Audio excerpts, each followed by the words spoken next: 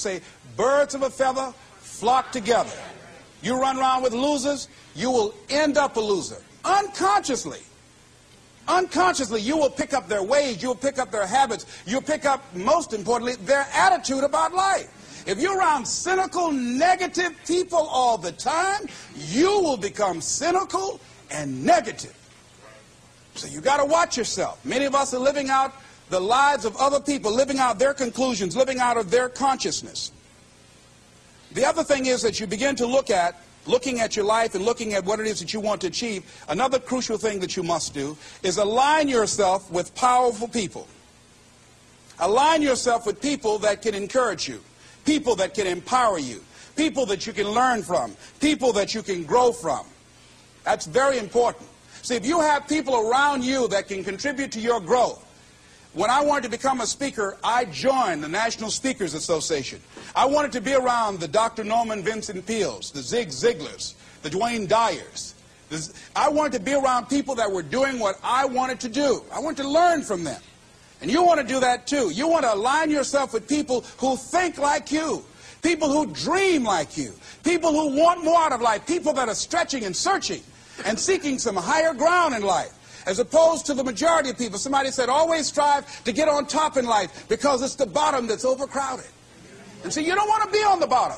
See, it's easy to be on the bottom. It doesn't take any effort to be a loser. It doesn't take any motivation, any drive in order to stay down there on a low level. But it calls on everything in you, ladies and gentlemen. You have to harness your will to say, I'm going to challenge myself. Sometimes I have to pull myself out of bed and say, come on, Les. Things I know I should do, I don't do.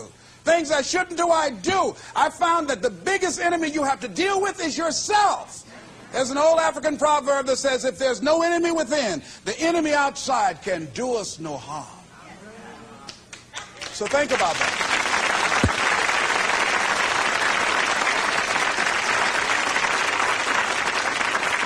So as you begin to look toward making this your decade, as you begin to look toward making your life different, as you begin to look at yourself, you've got to redefine yourself. Who are you right now? And who must you become in order to create what you want? What has to change about you?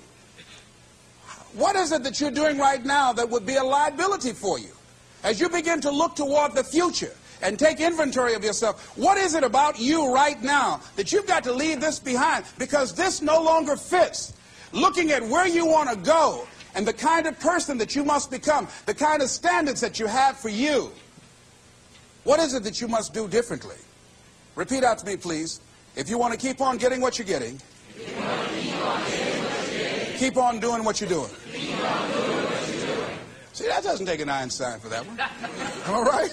It makes sense unless you change your pattern, unless you change the way you're thinking, unless you change your behavior, you're going to continue to produce the results in your life. See, all of us are winners, but some of us are producing results that we don't want. And so all you have to do is look at your game plan, look at your strategy. How is it that you have been being? What is it that you've been doing to produce this? See, you're the director, you're the producer, you're writing the script, you're the star of your life. And as you begin to look at your life, you can decide whether or not it's a smash or whether or not it's a flop. That's in your hands. Look at your life, look at where you want to go. Don't worry about your circumstances. Don't worry about your age. I have a friend who's up in age, over 70, and she wanted to build a multi-million-dollar complex. The name is Dr. Johnny Coleman. Lenders and bankers say, you can't do that, you're too old. She ignored them. That building now stands, ladies and gentlemen, a multi-million-dollar structure. But there are a lot of people who would have listened to that. There are a lot of people that would not have even gotten to that point. They would have talked themselves out of even going down to the bank to ask for it, because they've already said no to themselves. See, it's time now. If you want to make this your decade, you've got to start saying yes to your life. You've got to start saying yes to your dreams, yes to your unfolding future, yes to your potential, as opposed to saying no. See, 87% of our self-talk is negative. So you've got to make a conscious, deliberate, determined effort to say yes to your dreams. Why not?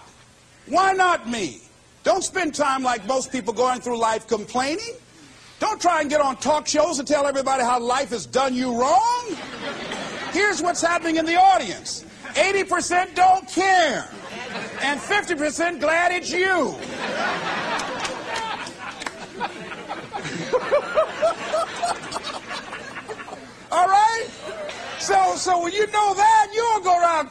Well, you know what they did to me? Who cares? Get away from me before they come back.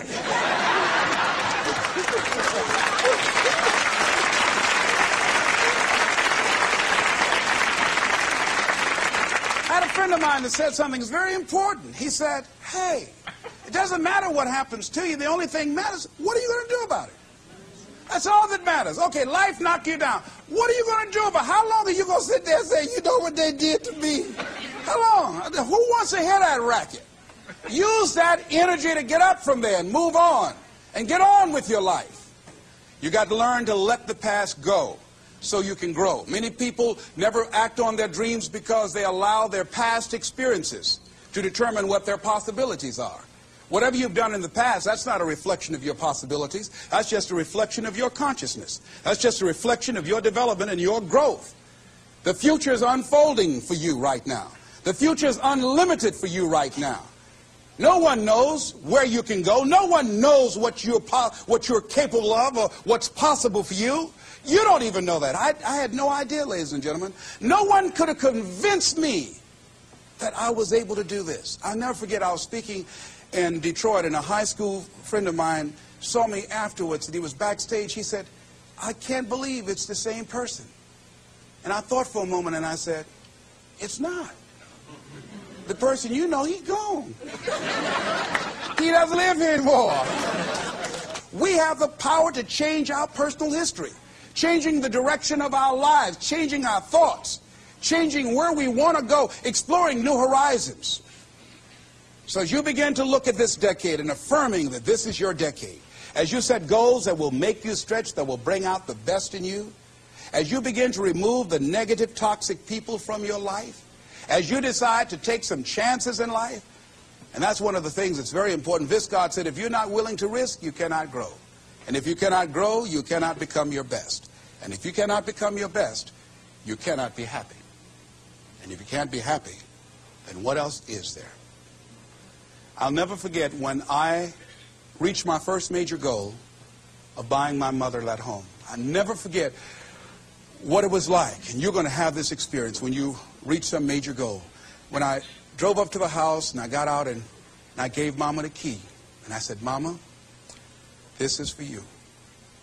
I'll never forget the look on her face. She said, oh my God. No one could have convinced me when I adopted y'all that this would happen. She said, oh, thank you. She said, and you caused me so many damn problems.